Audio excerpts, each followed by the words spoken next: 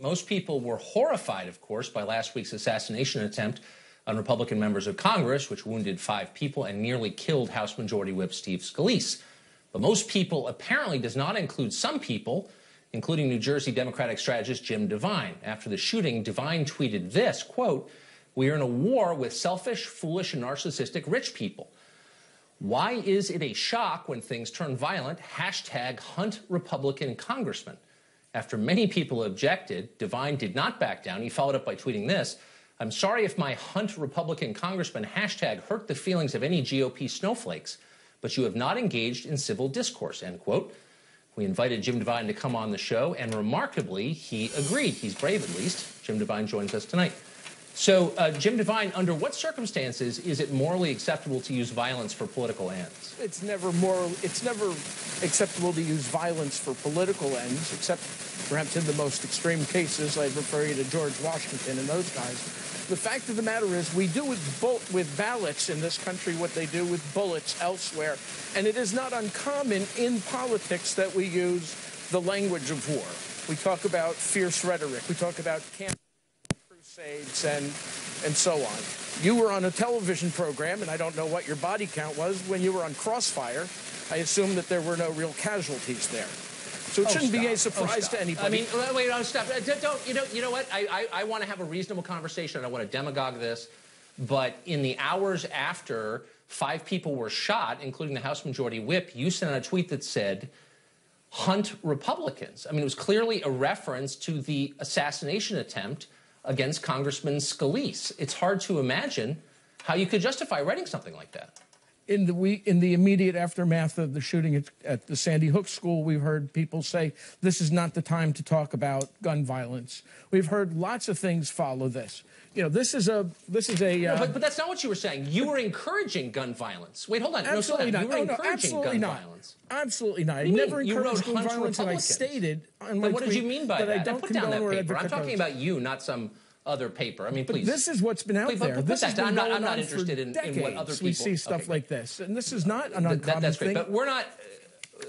We saw. So your excuse apparently is other people have done it. That's not an excuse. It's not an I'm here excuse. to ask you about something that you wrote, and why don't you explain it? Why did you write hunt Republicans? Is that for too long, Republicans in this country have failed to distinguish the differences between politics and war. And a lot of Democrats have failed to see the similarities. So you guys either have to tone down the rhetoric or we have to step up. And I don't think there's anything. I don't think Republicans. Hunt Republicans. There's nothing wrong with that. Sarah Palin put the crosshairs on Congress.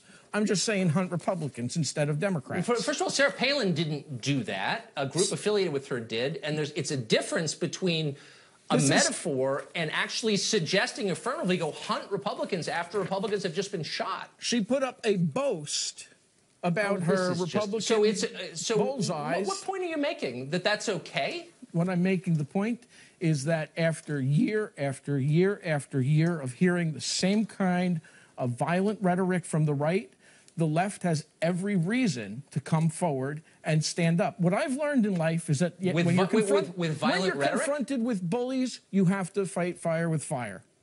You have to stand up to them. But a guy just went and tried to assassinate Republican members of Congress. And that was it just happened. It was a terrible thing. No, but and one of my tweets, Tucker, said, it's too bad nobody did something before. And of course, Congressman Scalise was the guy that received tweet, and of course was overshadowed by your all but 15 other members of the House. Do you own a gun? No. Do you own a gun? No, I said no. Do you think that you should be able to pass a background check for a gun after tweeting something like that? I don't see that this would disqualify me from passing a background check. But I so would be you happy think to that someone, as a gun control subject advocate, myself to a background check if I wanted to buy a gun. No, but do you think you should be allowed, or anyone? Hold on, let me finish my question. Do you think someone who tweets the day after an attempted murder like this, hunt Republicans, basically cheering it on, that person, in this case you, ought to be allowed to have a firearm in this country? Well, first of all, your interpretation that I'm cheering it on is not accurate. I specifically said that I don't condone or advocate violence. That was within seconds, and in another tweet that said hunt Republicans. This is a metaphorical another tweet use that of the term. I do condone violence. It is, but no, if you I could just answer do my not question, condone do you think someone who violence, tweets and it was something a like metaphorical term. I've recently heard a prominent Republican say, I don't have time for political correctness. And I'll tell you what, I will make the time for political correctness when we have Republicans that aren't talking over us. But if we could just get back, if you could just answer my question really quick and then we move on to the next one. Do you think that someone who tweets a line such as hunt Republicans or hunt Democrats ought to be allowed to have a gun as a gun control advocate? That's my question to you. It's really simple. What's the answer? Absolutely. I don't think that would, in and of itself, define them as a person who either broke someone the law going on to social media and advocating violence in the wake of a shooting. That's not a red flag or anything. Okay. It does not You're not much of a gun violence control in the wake guy, of the I guess. shooting. Yeah, apparently not. So your point is that Republicans, I guess this is your point, are advocating violence, and you're proving this by holding up a poster from 5 years ago. And because they are, you say now Democrats should? Like, what is your point? Is that what you're saying? I'm saying that Democrats have to be more aggressive in the face of political issues, in the face of the opposition. We have members of people, one of the persons who was on that field who spoke about how terrifying it was, what does that mean? Was Senator Rand Paul.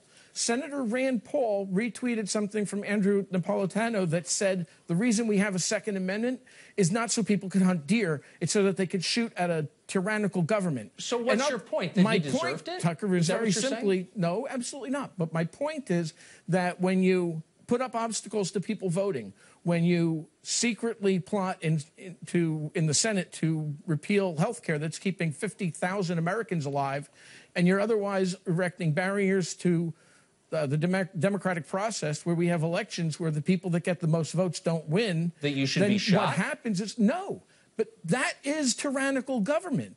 That's the point. It's understandable when you're shot? It's the natural culmination. Stop at the talking points. Just get to what you're saying. I want to know what you're saying. Are you saying it's understandable when someone might shoot you if you do that? It's the natural culmination of the argument that was made by Judge Napolitano and Senator Paul Rand.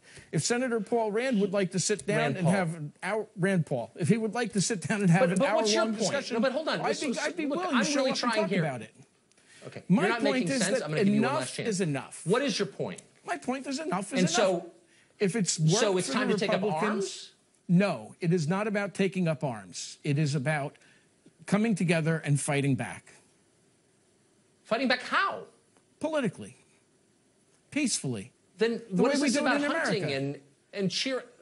You know what? You're an unbalanced person, and I have to say it's distressing that more Democrats haven't disavowed you. Well, I hope you know what? will. I'm a perfectly Jim, balanced person. You don't seem it. Twitter isn't the only place where people have been politicizing the shootings of last week. It also happened on television with MSNBC's Joy Reid finding a way to suggest that Steve Scalise deserved to be shot. Watch this. Everybody is wishing the congressman well and hoping that he recovers. But Steve Scalise has a history that we've all been forced to sort of ignore on race. He did come to leadership after some controversy over attending a white nationalist event, which he says he didn't know what it was. He also co-sponsored a bill to amend the Constitution to define marriages between a man and a woman. He voted for the House health care bill, which, as you said, would gut health care for millions of people, including 3 million children. And he co-sponsored a bill to repeal the ban on semi-automatic weapons. Are we required in a moral sense to put that aside at the moment? Jessica Deloche is a Democratic strategist. Katie Pavlich is an editor at Town Hall. They join us both tonight.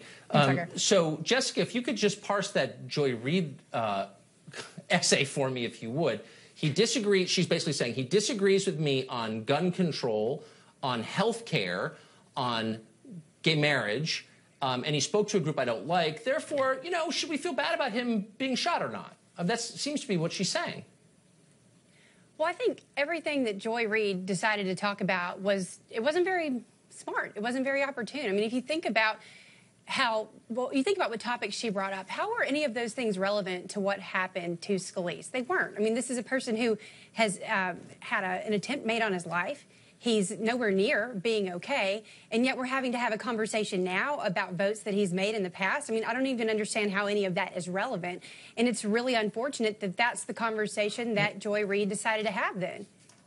Well, I don't think it was an accident, and I do see how it's relevant to Joy Reid and many people on the left, Katie. I think she's basically saying, look, this guy's disgusting, so, like, how upset should we be that he was shot? Maybe not so upset. Well, first, I think it's important to point out that Joy Reid started her segment by saying, we wish the congressman well. I don't actually believe that. I think that she doesn't wish the congressman well. I think in terms of the issues that they're bringing up, this is a smear campaign. She essentially accused him of being a racist as he lays in a hospital bed, unable to defend himself, when the racism story has been thoroughly debunked, even by reporters who initially accused him of racism. Look, you had the Democrat on before this. This has now become a mainstream argument. As you said, it's disconcerting that more Democrats aren't condemning this. And look, I agree that we need some kind of civility, some kind of decency, but I would really appreciate it if the left would stop lecturing conservatives about civility, which is really just a way to shut them up, while they don't do the same and uphold their end of the deal. Yeah, I don't even care about civility. I'm just worried about violence. Here's Scott Pelley, Jessica, describing the shooting of last week. Watch this. It's time to ask whether the attack on the United States Congress yesterday was foreseeable, predictable, and to some degree self-inflicted. Too many leaders and political commentators who set an example for us to follow have led us into an abyss of violent rhetoric, which, it should be no surprise, has led to violence. So 5 Republicans get shot, and Scott Pelley, who no longer, thank heaven, is in that chair, describes it as perhaps self-inflicted. What does that even mean? Well, I think it's incredibly unfortunate. I mean, it's garbage rhetoric. That's not the conversation that we should be having right now. There are people who had an attempt made on their lives. Had someone not been there to stop that shooter, all of those people could have lost their lives. And this is a conversation that some people on the left have chosen to have, and I think all of it is bad. And I think that more people do need to stand up and say that it's bad. More people on the left do need to have that conversation. I don't think that 2 wrongs make a right. I don't think that this is the time for people to come forward and say, you know what, maybe we should just try things a different way since we've been too peaceful beforehand. No, that's not what's happening here. You have people who are taking advantage of a tragic situation, and they're doing it to score political points, and I think that's going to backfire on the Democratic Party. I think all of it is terrible. Yeah. Well, it could hurt the entire country, Katie. I mean, it's moving in that direction, it feels like. Well, I would say the Democrats need to start making better arguments that aren't necessarily dehumanizing, but uphold their policies and talk about why what they believe in is going to be better for their constituencies, which they have far fewer of now. But in terms of how we move forward and the questions that have been asked and the issues that have been raised here, this is a mainstream accusation that the left and the media, their friends in the media, have made. This is not something that is on the fringe anymore, and it just goes to show that the far left, all they want is to meet their end, and they'll use any means to get there, and in this case last week, it was violence. This can't be all made about the far left. Self-inflicted. I mean, but I mean, in this case... Yeah, this is self-inflicted. So we're out of time, but I mean, just imagine, you all are on TV a lot. Imagine that script going through the layers of editors before it gets into a teleprompter and some hair hat reads it. Self-inflicted, really? Well, I mean, that's just totally insane. How is it that Republicans are being blamed for this here? I mean, that is the big question. It's the ultimate victim blaming. Jessica, Katie, I'm sorry, we're out of time. My ever since he's been in office. ate up key moments.